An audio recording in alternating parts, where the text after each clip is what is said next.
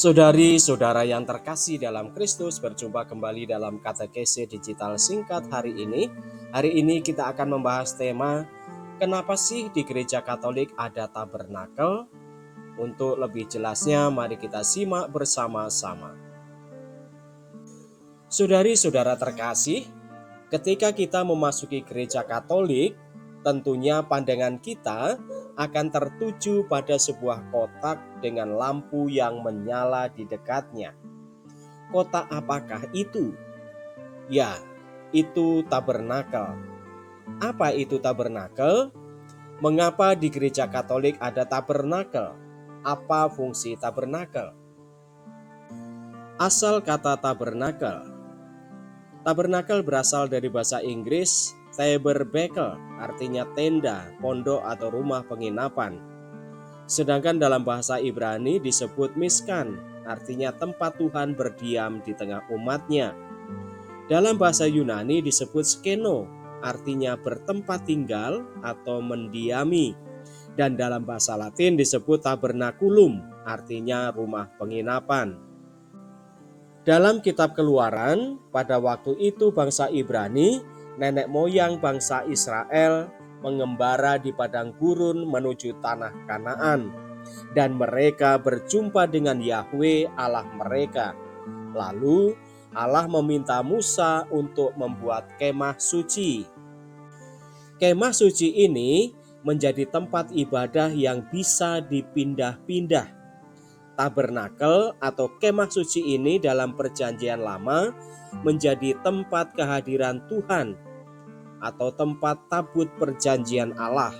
Sama pengertiannya dengan tabernakel yang ada di dalam gereja Katolik. Gereja Katolik menamai tabernakel karena tempat ini digunakan sebagai tempat di mana tubuh Tuhan Yesus bersemayam atau berdiam dalam rupa ekaristi. Bentuk tabernakel ini seperti apa? Letaknya di mana? Diatur dalam kitab hukum kanonik. Pengertian tabernakel. Tabernakel adalah sebuah lemari atau kotak penyimpanan khusus untuk menyimpan sakramen yang telah disucikan, tubuh, darah, jiwa, dan keilahian Kristus dalam bentuk roti dan anggur yang digunakan dalam ritus komuni suci. Fungsi tabernakel.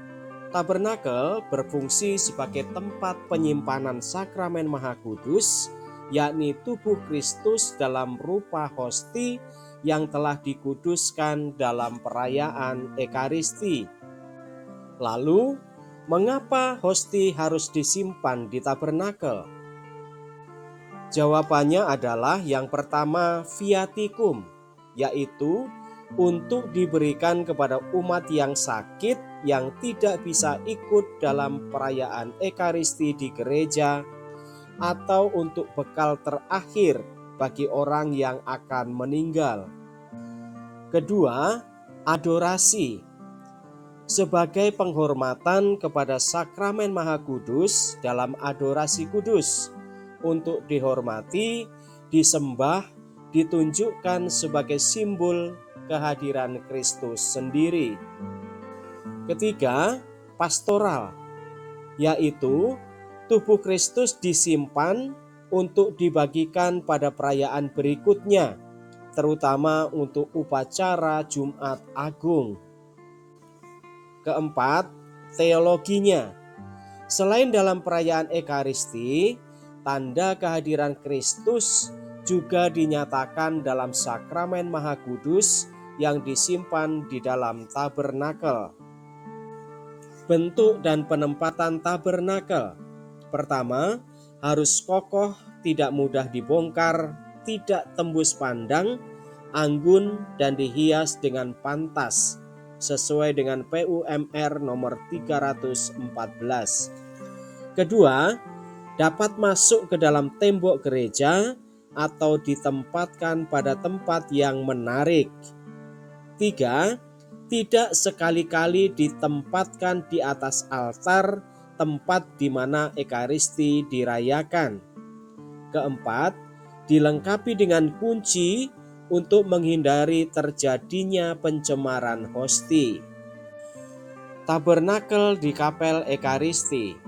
Pertama, di luar gedung gereja di mana dilaksanakan perayaan Ekaristi, harusnya ada tempat khusus yang memadai yang disebut Kapel Ekaristi.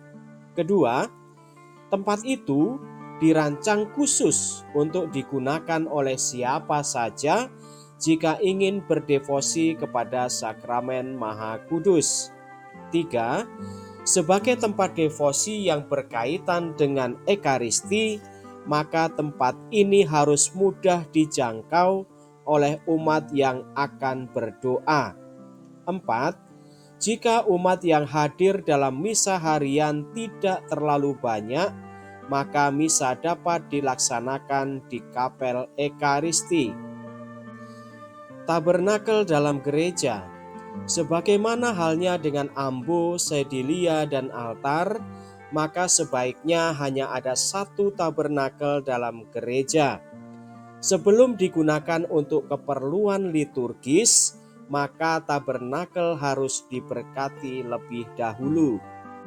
Tanda lampu yang menyala.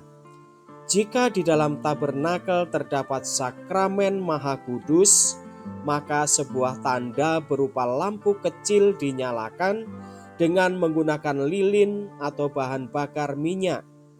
Lampu ini sebagai tanda kehadiran Tuhan. Jika tidak ada sakramen Maha Kudus dalam tabernakel, penandaan ini tidak diperlukan. Demikianlah saudari-saudara pembahasan kita tentang kenapa sih di gereja Katolik ada tabernakel. Semoga membantu wawasan iman Katolik kita. Salam.